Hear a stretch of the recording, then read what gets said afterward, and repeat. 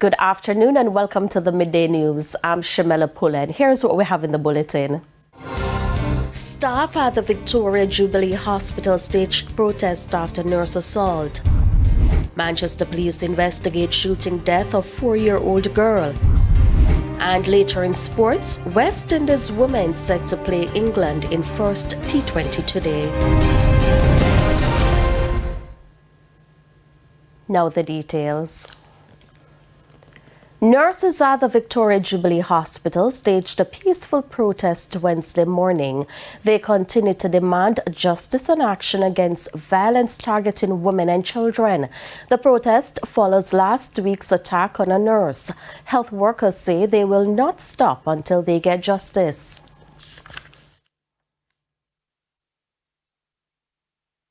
The nurses and nursing personnel of the Victoria Jubilee Hospital, as well as our support team of Jubilee and KPH, we stand in solidarity with our nurses across Jamaica, condemning violence, abuse against women, children, and more so against nurses. Today we stand showing that with unity we can do great things. So we condemn, we bind up, and this morning we are praying and serving in the light of God. We, the doctors of Victoria Jubilee Hospital and Kingston Public Hospital, stand in full solidarity with our nurses, with our women and our children, for us to end the violence. No abuse, no excuse, no abuse. No excuse, no abuse. Meanwhile, the accused, 65-year-old Robert Bell, appeared before the Gun Court today. His attorney, Christopher Townsend, says Bell was denied bail. Well, we appeared before Her Ladyship, Miss Lorna Shelley, Senior Puisne Judge, Lorna Shelley Williams, Senior Puisne Judge. Bail application was made. She refused the bail on the grounds that since the video has gone viral, for his safety, it is best that he remained where he is. She did, however, indicate that as soon as we have received all the documents, that we are at liberty to make another bail application, which we will do. We'll also address the question of his safety on that occasion. On the date? Matter is set for the 9th of July.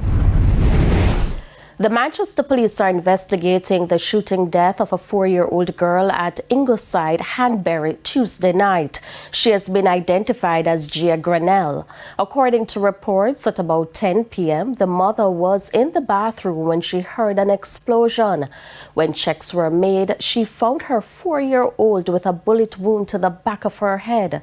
The child was rushed to hospital where she was pronounced dead, and we'll have more on this developing story in subsequent newscasts.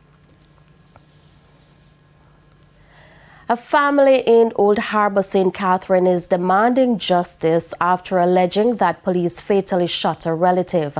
They maintain the relative was innocent. Details in this report. According to reports, around 8 a.m. on Tuesday, police entered a home in Bowers District where 23-year-old Shaquille Johnson was reportedly inside. Johnson's girlfriend, who spoke with the TVJ News, says everything went downhill from the moment police entered the house. Because them push me out, then shoot him. In I'm head, them shoot him, me see, and then them put on one gun and come talk. But say, yeah man, see gun here. After when them are and pull them, I say, put on your gun, put on your gun. We say, we don't have no gun, you don't have no gun. What kind of gun in that talk, boy? Put on your gun, put on your gun. So then shoot him, then have him on the ground and shoot him and put on one gun and take you up because me see me there right on the veranda because he all set up. When you're there on the veranda, you can see right eye door, them shoot him. But see, come on, yeah man, see gun you know. She insists that Johnson had no involvement in criminal activity and had never shown any signs of wrongdoing. From me know him, me never got, say I go sleep at a station. Say police, them even know him name. Them not even know him name because after they shoot him and kill him, they ask for his name. You say him have gun, him wanted. Oh, you know if you know him name. So you think wrong identity? Yeah, of course. As somebody said, got some set up something because this can't right. This cannot right. So I can see where you have a bruise, where you have bruise. Yes, because for my belly and for my hand. Them draw me. I don't know if you can see for me, but they draw me and tear off my clothes. See me have to draw for one clothes outside. The family is now calling for a full investigation and demanding justice. And it's sad because you always see this on TV, but when you reach your doorstep, you really feel the effects of it. I understand, Mr. Prime Minister, I'm calling out to you, Mr. Prime Minister. I understand, my brother was taken down innocently, Mr. Prime Minister. I need some intervention into this. TVJ News tried reaching the police on the incident, but no one was willing to speak. Indicom is now investigating. The incident happened just meters away from where 20-year-old Police Corporal Kamal Main was gunned down in his home on Saturday. Anthony Atkinson, TVJ News. To other news now, over $20 million is being pumped into water accessibility for residents in St. Mary. Prime Minister Andrew Holness made the announcement during a recent groundbreaking for the pipeline project. Romarda Lyons reports. For years, many residents of Castleton in St. Mary have complained bitterly about having very little or no access to piped water at all. As a result, it's become their norm to walk very long distances to fetch water from streams or rivers, which are not always clean or safe. Prime Minister Dr. Andrew Holness says that will no longer be the reality for many in the area. 3,200 Jamaicans who live in and around the Castleton area will benefit from improved water supply by the expenditure of $25 million to replace an old broken water main network. Not a lot of money in the grand scheme of things, because the NWC is this year projected to spend over $10 billion on water infrastructure. So this is a relatively small project. The old pipeline would often break, and so too spirits, as this reduced the pressure of water being pumped to residents. It's why Dr. Norman Dunn, MP for St. Mary South Eastern, says the project serves to do more than supply water. It's also about reducing major leaks that is along the entire conduit of the Water Commission system presently that is available. He says he has been lobbying for a fix for over 5 years, but couldn't quite make a splash. That Prime Minister, for the last 6 years, I've been at the Water Commission to do this particular work. And I'm happy here today that with Councillor Danvers and myself, we are witnessing the Castleton Water Improvement Project. So you can imagine that it's not just 6 years that you have been inconvenienced. It's probably long before that. So why now? Is this just a sweetener as a general election flows closer? And my answer to that is that, of course, in a period of election, you want to inform the electorate of what you're doing. So it is quite legitimate to be breaking ground and commissioning and demonstrating to the public that the authority that you have given to the government was used in your behalf. But that wouldn't be the full story. Almost every week for the last 2 years or more, certainly since after COVID, we have been breaking ground, commissioning, handing over houses. Romarda Lyons, TVJ News. It's time for a break. Stay with us. More stories when we return.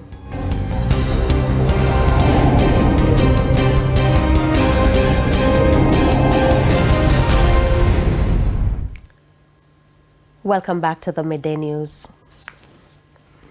It's now time for the Business Minute.